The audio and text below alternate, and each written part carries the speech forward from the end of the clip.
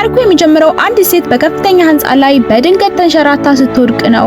ነገር ግን እድለኛ ሆና በህንጻው ላይ የተሰቀለ አንድ ትልቅ የማስታወቂያ ሰሌዳ ላይ ተንጠልጥላ ትቀራለች። የእሳት አደጋ ሰራተኞች በቦታው ቢደርሱም ሴትየዋ ያለችበት ከፍተኛ መሰላል ሆነ የመከላከያ ትራስ ለመጠቀም የማይቻልበት ደረጃ ላይ ነበር።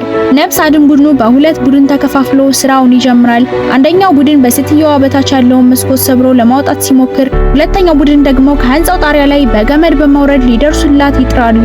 በዚህ ወሳኝ ሰዓት ግን ማስታወቂያው ደግፎ የያዘው ገመድ ሊበጠስ መቃረቡን አንድ የእሳት አደጋ ሰራተኛ ያስተውላል። ቡድኑ ስራቸውን በከፍተኛ ፍጥነት ማከናወን ይጀምራሉ። ከላይ የወረደው ሰራተኛ ወደ እሷ በጣም ቢቀርብም እሷ በመንቀሳቀሷ ምክንያት ሰሌዳውን የያዘው ገመድ በድንገት ተበጥሶ ሴትየዋ ወደ ታች መውደቅ ትጀምራለች። በቦታው የነበሩ ሰዎች ሁሉ በድንጋጤ ቢጮሁም አንድ ያልተጠበቀ ነገር ተከሰተ። ሴትየዋ ተበጥሳ ስትወድቅ ከስር መስኮቱን ሲያዘጋጁ የነበሩት የእሳት አደጋ ሰራተኞች በድንገት እጇን ቀልበው ወደ ውስጥ ያስገባታል። ሴትየዋም ከሞት በመትረፏ የነፍስ አድን ሰራተኞችን አቅፋ ምስጋናዋን ትገልጻለች።